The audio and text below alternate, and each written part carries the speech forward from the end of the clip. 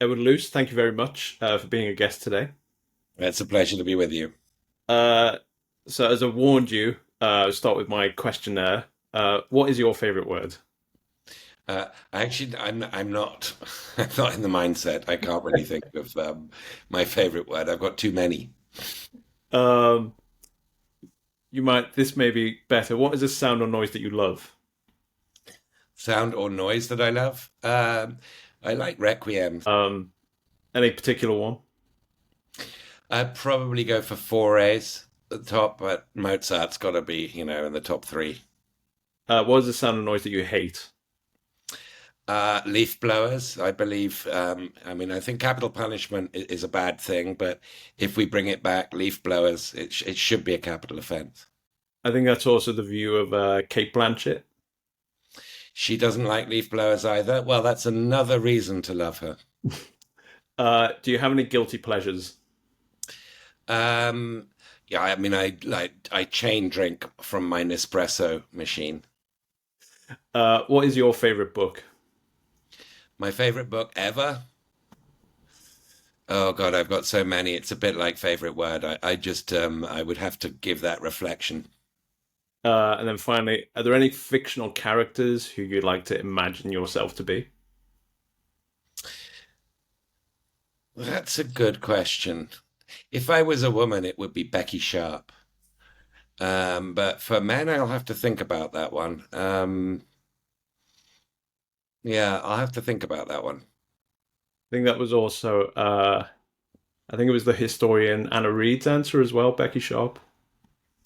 Yeah, she's just such a winning, obviously deeply dishonest and manipulative, but just such a vivid and alive character. Uh, so a recurring theme in the book is the rivalry between Brzezinski and Henry Kissinger. And one of the ways that that sort of rivalry manifested itself was their personal styles. And sort of Brzezinski was more prickly compared to the sort of silky smooth Kissinger. And I thought I'd begin by asking if you knew Brzezinski and how you found him. Yeah, I did get to know Brzezinski. I mean, he died in May 2017, and I moved back to Washington. I'd been here before as the FT's bureau chief in 2006, early 2006, and I met him then. So I got to know him in the last 11 years of his life. And he was initially quite, I wouldn't say prickly, just intimidating. I mean, the guy had a sort of ferocious brain and very little patience for people who perorated or took a while to get to the point, which I'm doing now. And so he could verbally decapitate you at any moment. And that, of course, made you more likely to perorate and not get to the point. Um, but he warmed over time. We used to meet for lunch quite a lot. We probably met for lunch 20, 25 times.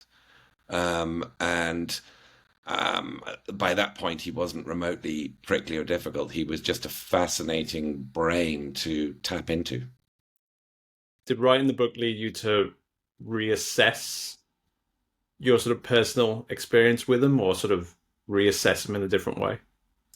Well, I didn't know when he was alive that I would be writing his biography. About a year after he died, his children came to me and said, "Look, here are his diaries." And once I got reading them and had ascertained that there would be no strings attached, in other words, the family would read this biography at the same time as everybody else.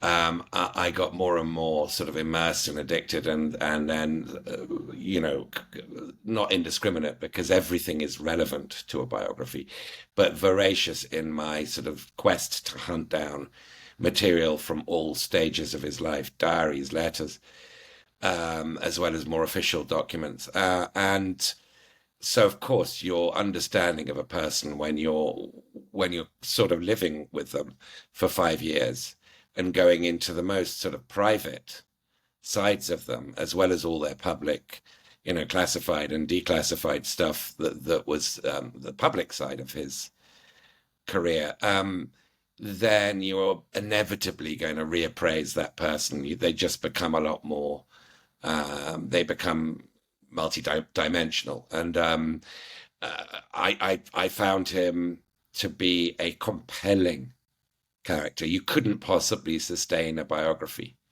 unless you found its subject to be really interesting. Whether you agree with them or not is another question. Um, and sure, he was a very sharp-elbowed, very tough, at times brutal operator.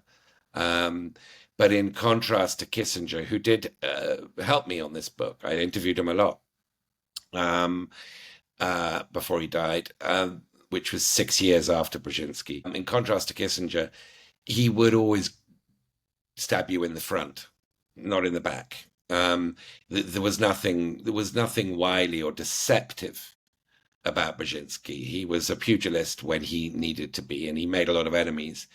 But nobody ever felt deceived by him. I mean, one of my favorite sort of bits of the book is how frequently Kissinger would say one thing to one person, then another thing to Brzezinski, and then another something else, and the rotations became almost comical.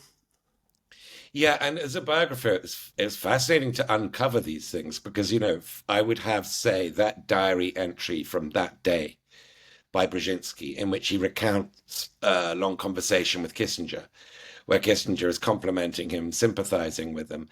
I would then get the memo of conversation from the same day, sent by the Soviet ambassador back to Moscow. And these things have been declassified, funnily enough, by Putin, so they're available. I'd have that translated, and it would be Kissinger the same day saying the opposite thing and basically assassinating Brzezinski's character to the Soviet ambassador. The duplicity of Kissinger was quite something. The recurring theme in the book is grand strategy. Uh, and so I was curious about what made you want to write about that rather than the sort of general foreign policy of the Carter administration.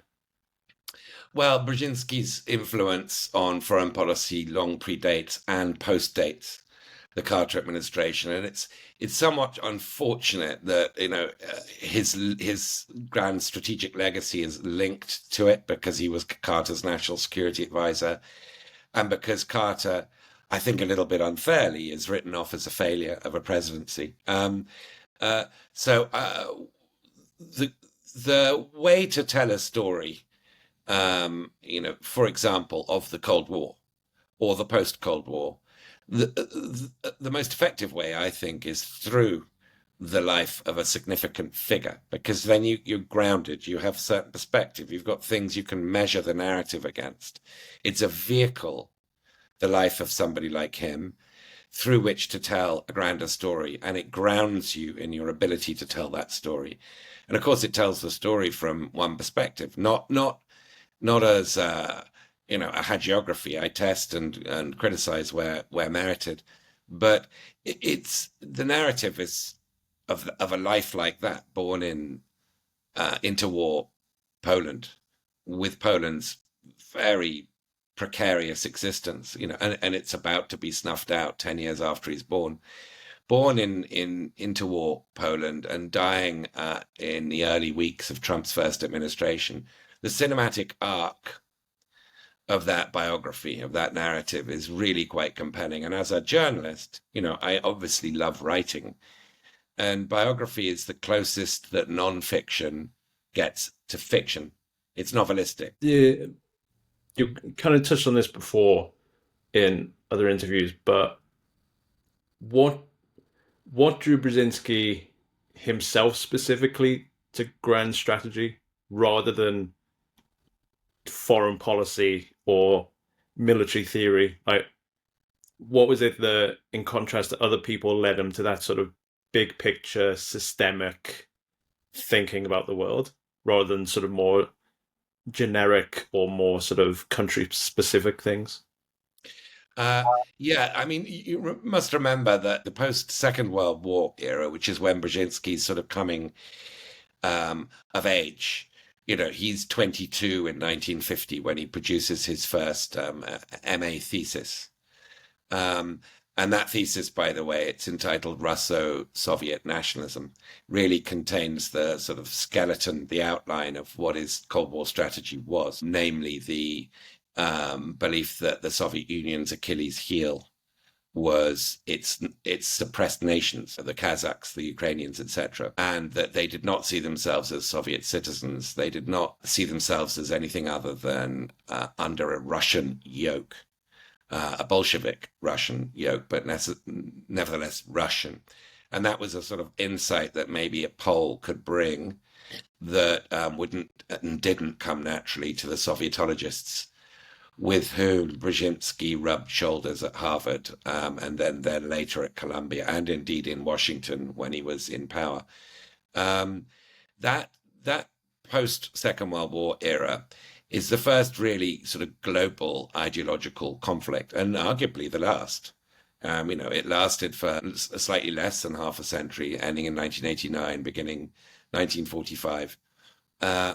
And it was global in its nature. There was no corner of the earth that was not contested in one way or another by the Marxist-Leninist Soviet Union and the hyper-capitalist United States. So the situation demanded a global strategic mindset, and to give the United States, the early Cold War United States, its due, they recognized the need for knowledge and had a thirst for knowledge in terms of the Cold War universities that pioneered Soviet area studies and so on, to which people like Brzezinski, Kissinger, and George Kennan, who was he was older, but all of these people benefited from that. And that was necessarily, I think, because of the situation and because of the nuclear shadow, a new sort of terror in the human imagination, the dawn of the nuclear age. It required a strategic mindset that was needed.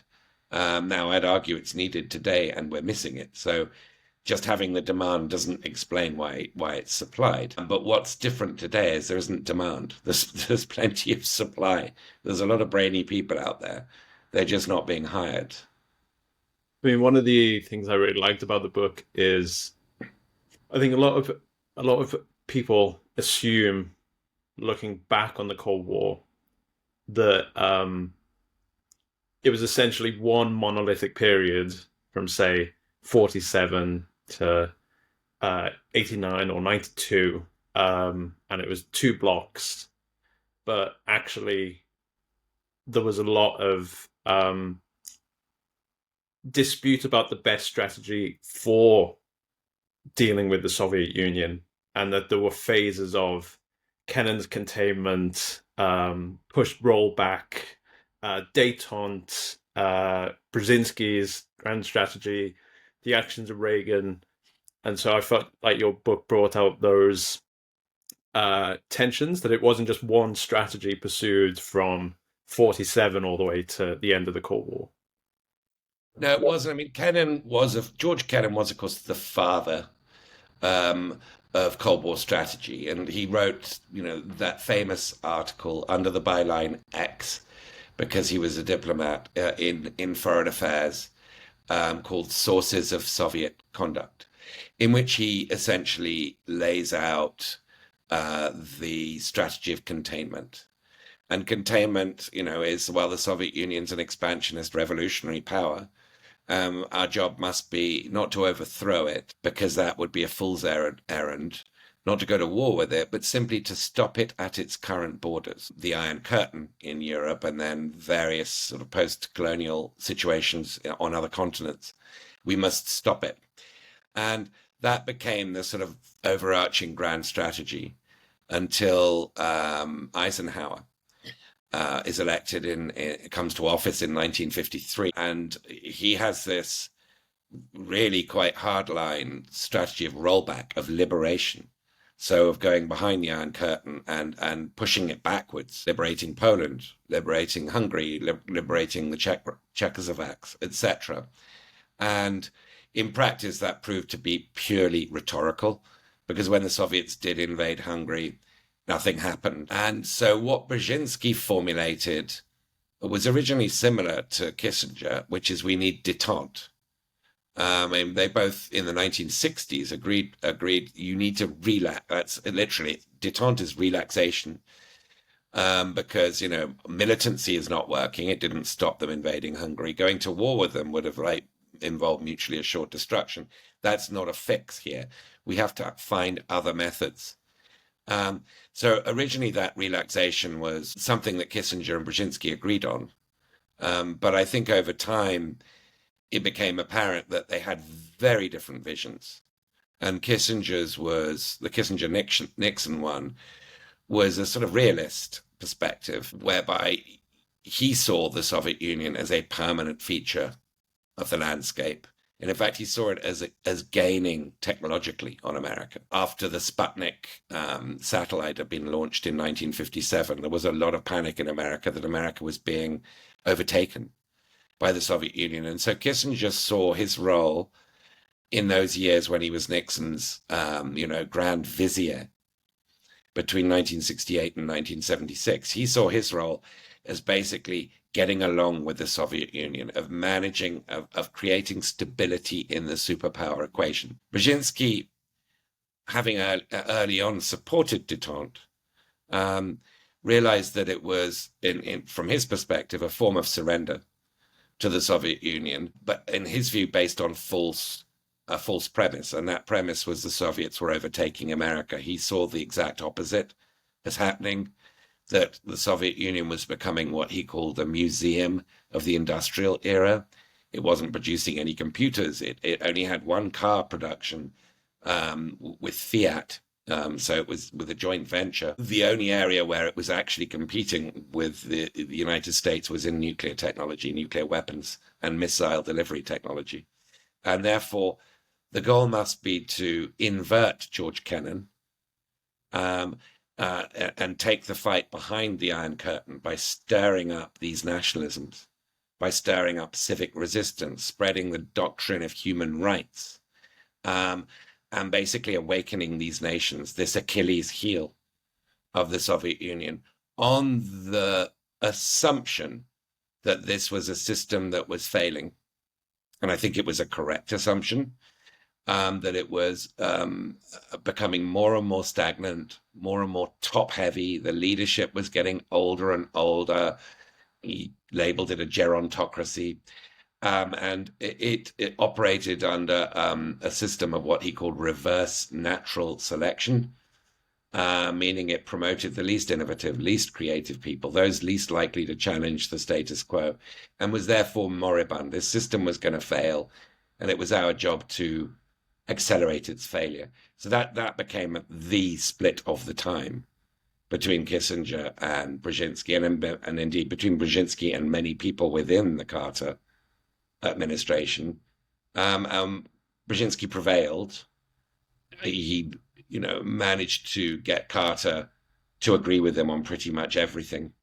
And what Brzezinski and Carter bequeathed in terms of Cold War strategy to Ronald Reagan was Reaganism, which we attribute to Reagan, but the nuclear modernization, the restoring of the defense budget, the Pentagon budget, funding controversial things, funding the Mujahideen in the uprising against the Soviets after they invaded, the support for solidarity, unauthorized trade union movement in Poland, all these things, the beefing up of Radio Free Europe, the getting around Soviet jamming, all of these things had basically stopped under Kissinger and were revived and doubled and redoubled under Brzezinski, and Reagan inherited those. So it's a really pivotal moment in the late Cold War. I mean, a problem I had after the sort of Russian full-scale invasion of Ukraine was sort of lots of realists will be writing about saying that Russia should be allowed. It was in Ukraine was in Russia's sphere of influence, and sort of the USP of realism was sort of showing the world as it is, not how it ought to be. And I always felt a problem with that was that sort of realists also describe the world how they think it ought to be, not how it actually is. And over the course of the 20th century, ideas and values also became tools of foreign policy as well as national interest.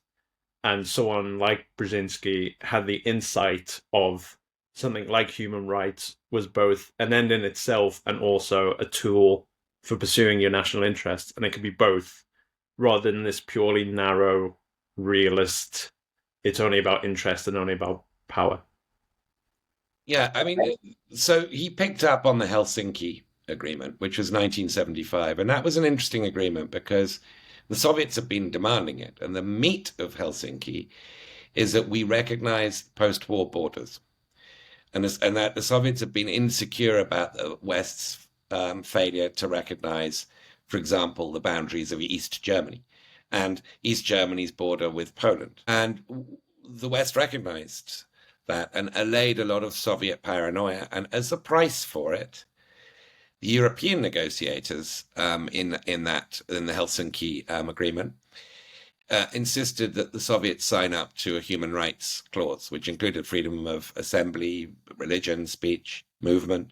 The Soviets were worried about this, but Kissinger said, no, no, you can pay no attention to it. Just sign it. It's just pro forma. And it was until Carter came into office a couple of years later, and Brzezinski weaponized it, and it became, samizdat, the Helsinki watch groups, and eventually, of course, Solidarity, which was the death knell of the Soviet system, the Solidarity movement. These were all its fruits. Now, I think Carter believed in human rights because he was a Sunday school preacher. He was a very moral sort of Southern Baptist. I think Brzezinski had a slightly more instrumental view of human rights as a tactic in which to demoralize the Soviet system. And you must remember, America had been on the back foot reputationally and ideologically for 20 years before Carter came to office because of the Vietnam War. It had done America such damage in the eyes of the world and at home in terms of the legitimacy of US foreign policy. It was in tatters. So it was Carter's great fortune that, South Vietnam had collapsed. The helicopters had taken off from Saigon 2 years before he took office, or 18 months. He was the first president in a long time to inherit a situation where he could now be the one to put the Soviets on the back foot. And so Helsinki, human rights in general, was one very effective way of doing that, which Brzezinski had been urging.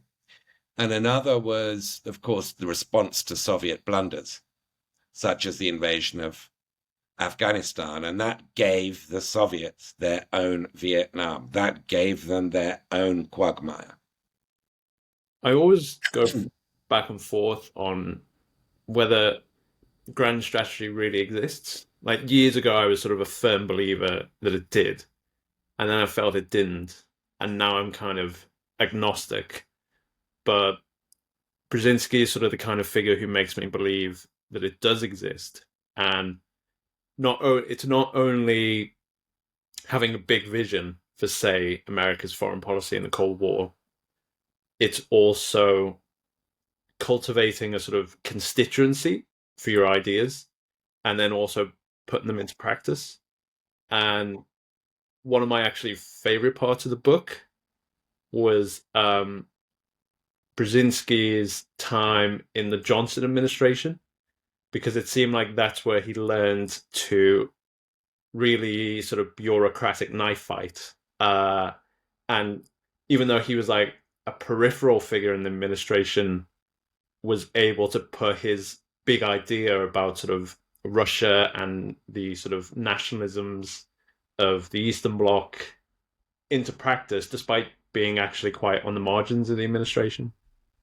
Yeah, he was very entrepreneurial in what was, and always has been quite a bureaucratic State Department. And as you say, he had a pretty marginal role. He was on secondment there as an academic from Columbia for 18 months or so.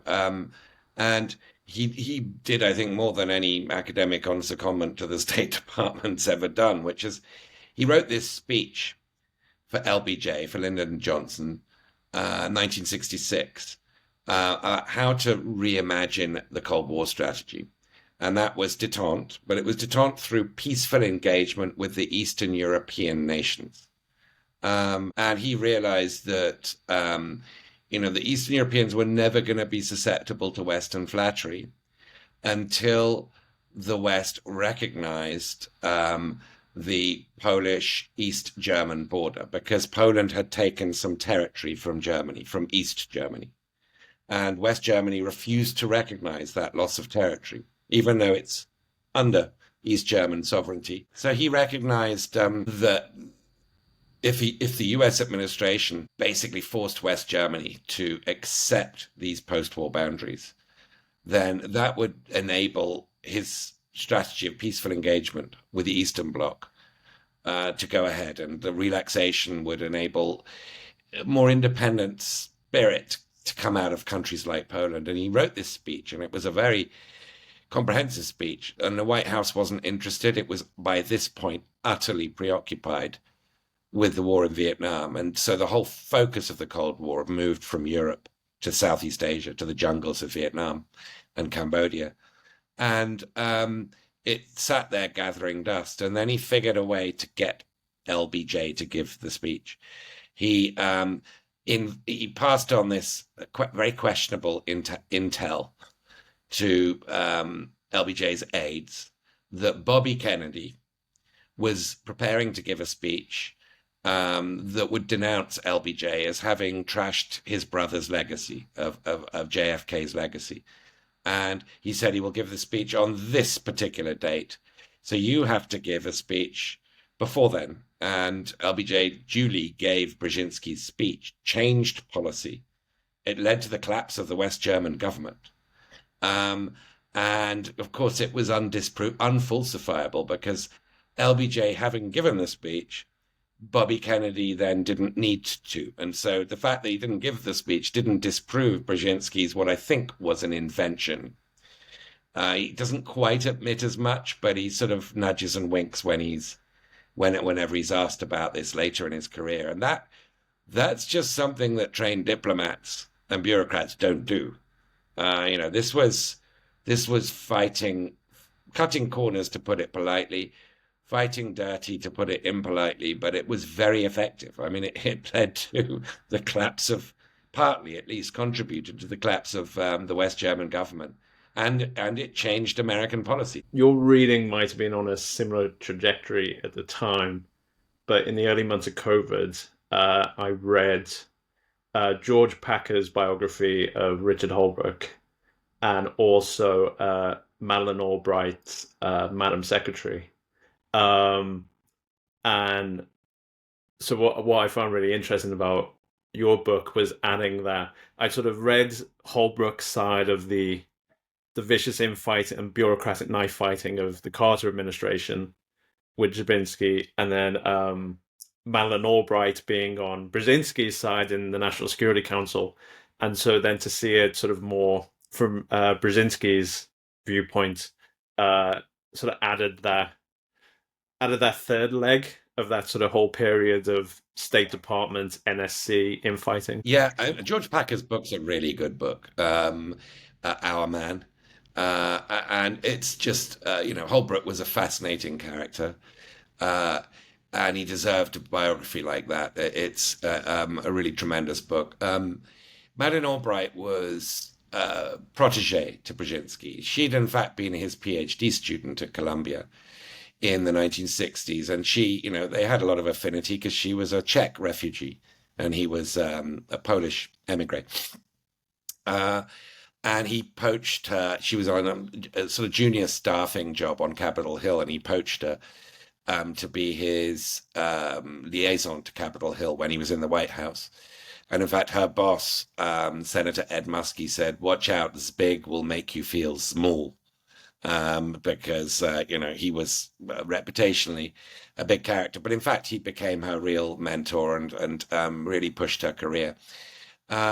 So the fallout with Holbrooke was on the State Department side, and the tensions between the White House and the State Department, between the National Security Advisor and the Secretary of State, are often really taut. They're really fraught, rather. And they were particularly fraught between Brzezinski and Cyrus Vance, who was Carter's Secretary of State. And Vance had one goal and one goal only. Everything else should be subordinated to it, and that was to negotiate a new nuclear arms limitation treaty, SALT, the Strategic Arms Limitation Treaty, SALT II, SALT I having been negotiated by Kissinger Nixon. And Brzezinski was okay with SALT II, but not at the expense of accepting Soviet behavior everywhere else in the world. He thought there should be linkages, that their involvement in the Horn of Africa, in Central America, and then, of course, Afghanistan, all of these areas, which he called the arc of crisis, should be on the table. And he also believed that in order to incentivize Soviet behavior, he would complete the China split from the Soviet Union. Um, and so his goal was to normalize for the US to recognize China, de-recognize Taiwan, and that would be a sort of decisive move on the chessboard. And Vance was bitterly opposed to it, and Holbrooke, as Vance's Asia person at the State Department, got into a lot of knife fights with Brzezinski that he could not win. And so Brzezinski was pretty brutal with him. But, Holbrooke was an indefatigable character and probably required brutality. He didn't sort of understand the language of subtlety. So George Packer's biography is quite sympathetic to Holbrooke, as, any sort of serious biographer has to have some sympathy with their subject. Mine is a little bit more sympathetic to Brzezinski, but there's no doubt about it. He was brutal with Holbrooke, and he won the argument, and China normalization happened. And SALT II was never ratified. Something I kept thinking about throughout the book was the sort of difference between grand strategy and crisis management. And on the one hand, I kept wondering if Kissinger was a better crisis manager than Brzezinski. But on the other hand, I also wondered if Kissinger had way more freedom to operate under Nixon than Brzezinski had under Carter. And I'm sort of curious about what your view is on that. It's a complicated question because the big decisions, like the opening to China, were not Kissinger's; they were Nixon's. But he then sort of operationalized them, and went incognito via Pakistan to China. They're very famous sort of back channel talks to pave the way. Ditto with the SALT I. Nixon wanted this, and he wanted détente with the Soviet Union, with Vietnamization. Nixon understood his own mind on foreign policy very well, and it was only when he started getting mired in the Watergate hearings and controversy, and took more and more to drink, that Kissinger sort of became de facto president of foreign policy for a period of several months. And those were sort of very impressive several months involving, the Yom Kippur War and his successful efforts to disengage Egypt from Israel and have some kind of lasting ceasefire. And you saw Kissinger at his sort of diplomatic best with that shuttle diplomacy. You never really saw Brzezinski in that situation. But Brzezinski was the one who set the strategy. And this is the big difference. It wasn't Carter saying, here's our strategy, you put it into practice. It was Brzezinski saying, this has to be our strategy, and convincing Carter. So there's quite a big difference there. Brzezinski set the strategy. One of my favorite bits of the book is the Iran hostage crisis. And last year, I interviewed the historian Edward Shawcross about his book about Emperor Maximilian of Mexico. And as I was reading the book, I kept trying to wonder if I'd made different decisions than the one he made as his sort of regime was collapsing, because there were lots of obvious reasons why he made the choices he did, even though in hindsight they look terrible. And I kind of found myself doing that with the Iran hostage crisis. Like, historically, Carter's received a lot of criticism. But then as I was reading the book and all the very difficult decisions that Carter had to take, it was really hard. Sort of, if you go too hard, you could risk killing the hostages.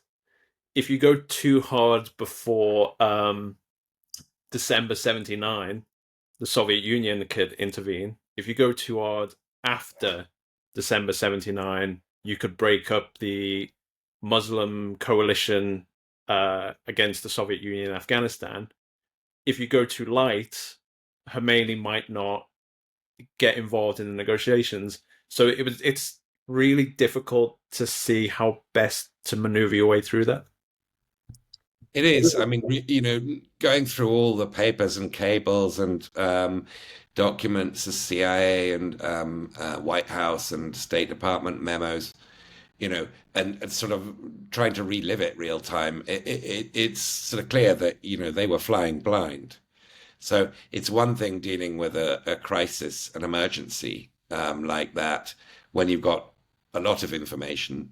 It's another when your information is very incomplete, and they were flying blind. They had terrible intelligence on the ground in Iran. They had no idea that, a revolution was coming or brewing.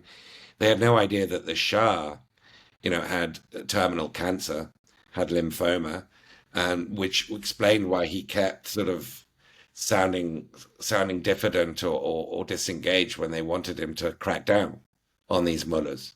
Um, and they also made basic errors. And Brzezinski, I talk about strategy. He was a strategic brain, and he was the strategic sort of guide of those years. But that doesn't mean to say his strategy was always correct. And on Iran, it was singularly wrong. Um, and when the Shah had finally been ousted and gone into exile and was sort of moving from country to country, Brzezinski persuades Carter, along with, some outside influences like Henry Kissinger. They were on the same page on this one, to accept the Shah to the US, give him asylum, because it was the only place he could receive medical treatment. By then, they had found out he had lymphoma. And that wasn't true. He could have and was receiving treatment elsewhere, any number of European capitals, but also Mexico. And B, they should have, as a simple precaution, said renounce the peacock throne. And some basic knowledge of Iranian history would have led to that simple precaution, because the Shah himself had been put on the throne as a young man by an Anglo-American coup in 1953. So, accepting him without renouncing the peacock throne, of course, stirred paranoia in Iran and led, I think, pretty directly to the storming of the embassy and the taking of the hostages. That was one mistake. And the second was to place so much faith in the hostage rescue plan, which was highly improbable plan with many links in the chain over 48 hours, any one link of which would have upended the whole plan. And sure enough, that is what happened on the first night at Desert One, where, first of all, a helicopter crashes into a C-130 plane there in the desert and kills 8 servicemen. And second of all, a night bus comes along. The CIA hadn't figured out the local bus timetable. So the whole bunch of civilians observe this American operation in the desert, and they have to be sort of temporarily taken prisoner so that they don't spread the word. There were all kinds of incompetencies there that, first of all, should be laid at the Pentagon's door. But Brzezinski was very gung ho for that rescue operation. And, it had tragic effects. It did contribute to the defeat of Carter later that year to Ronald Reagan. So on Sunday, the historian John Gans had a piece in the FT about sort of the 90s roots of Donald Trump's sort of dark, declinist vision of America and the world. Yet reading your book, I was really struck by the similarities between Trump's vision and that of sort of Nixon and Kissinger, of basically America's in a sort of irreversible sort of Spenglerian decline, and the only other two countries that matter in the world are Russia and China, and therefore America needs to accommodate the other two and come to sort of deal. And so, as I was reading the book, it was that sort of echo was quite disorientating. Yeah, I mean, Kissinger, Nixon, they were realists, and they believed that basically foreign policy was solved by talking between the big players. And as such, they believed that big countries, the Soviet Union, the United States, and China should have their own spheres of interest. That they were the large predators in their neighborhoods, and large predators have rights that small predators and prey don't have. Um, and in the crudest, sort of most reptilian form, that is Trump's instinct about the world, that the world's a jungle. Um, I think it slightly sane washes Trump, though, to sort of call him Kissingerian. You know, Kissinger was a realist, Nixon was a realist in a deeply involved and knowledgeable way. Trump's realism is based on instinct and actual celebration of ignorance. There is no curiosity, there's no depth of knowledge. You can't really have strategy unless you know your enemy. And Trump evinces no curiosity on those subjects. He just has a sort of series of recurring instincts that are more to do with, what's it like to be a big property developer in New York versus a small property developer in New York. And so there are superficial overlaps there, but I think they're very, very different in practice. That said, if the contrast between that realist approach and the more small country, I guess values-based approach that Brzezinski-Carter took is very, very clearly illustrated by one of Carter's signature achievements, which was really more him than Brzezinski, and that was giving the Panama Canal back to Panama. Now, Carter thought that was the right thing to do. It was their sovereignty, and they should have control over it. And he spent a lot of political capital getting that through Congress, that treaty through Congress. Brzezinski ably served Carter in that endeavor, but he had another whole rationale altogether, which is we cannot attack the Soviet Union's sphere of interest and say they don't deserve one if we continue to behave as if we have one, namely the Monroe Doctrine, the idea dating back to the early 19th century, named after President James Monroe, that what happens in the Western Hemisphere is the United States preserve. This is our neck of the woods, and we will do what we like. And so there was a strategic calculus as well to giving back the Panama Canal. The idea that realism, if you're going to attack it from the Soviet point of view, has to be matched by consistent actions on our side. And so, that does have a sort of Trumpian echo with today, because he seems to want to reclaim Panama. I thought I'd end with what I find amazing, and it's why it sort of reinforces my belief that there are grand strategists, which is like the sort of the continuing relevance of some of Brzezinski's insights. I remember several years ago I read Anna Reid's Borderlands, sort of history of Ukraine, and in it there was a quote from Brzezinski about if Ukraine is free, Russia will be free. If Ukraine is swallowed up, Russia will be a dictatorship. And I think I first read that, I think it was sort of like maybe 2016. And then when I read it again, it was after the full-scale invasion. It was like a sort of, almost like the hand reaching out on the page and touching you. It was sort of eerie. And so something else I found fascinating in the book is in the early 90s, Brzezinski having both an idea of Ukraine's importance and also the potential of a fascist Russia coming when everyone thought Russia was sort of now free and democratic and capitalist and sort of everything like that. Yeah, he wrote this book, Out of Control, in 1993, in which Brzezinski, that is, in which his sort of Cold War optimism about America's ability to prevail is then quite swiftly replaced, and against the fashion very much of Washington in the triumphalist sort of tone of Washington in the 1990s, he warns that America now risked squandering this peaceful victory in the Cold War by alienating those who perceived themselves to have been on the losing side of it, including Russia and China to some degree. And he predicted something called the Alliance of the Aggrieved in that book of China, Russia, Iran, North Korea, etc., which of course we've seen come to pass. Uh, and he also sort of a slightly more devastating critique, I guess, was he said we're giving up on strategy. Strategy, as we've just been discussing, is about, regardless of what you end up doing, it's about at least beginning with an understanding of your opponents or your potential opponents, and indeed with an understanding of your allies and your partners. 1990s Washington, with the famed Washington Consensus, was very much a switch from that Cold War strategic approach to one where the United States was saying to the world, you need to study us. You need to become more like us. We have reached the end point of history here, and you need to aspire to be what we are, a liberal capitalist democracy. And here is the toolkit. And the IMF and the World Bank will have a chat with you about the financing, etc.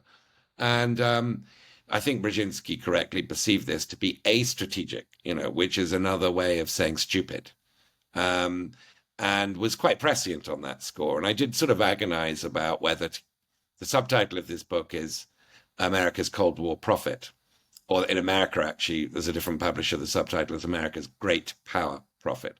The word prophet is in both the British and American editions. And I did think a lot about whether that was an overstatement, but actually his predictive record was second to none.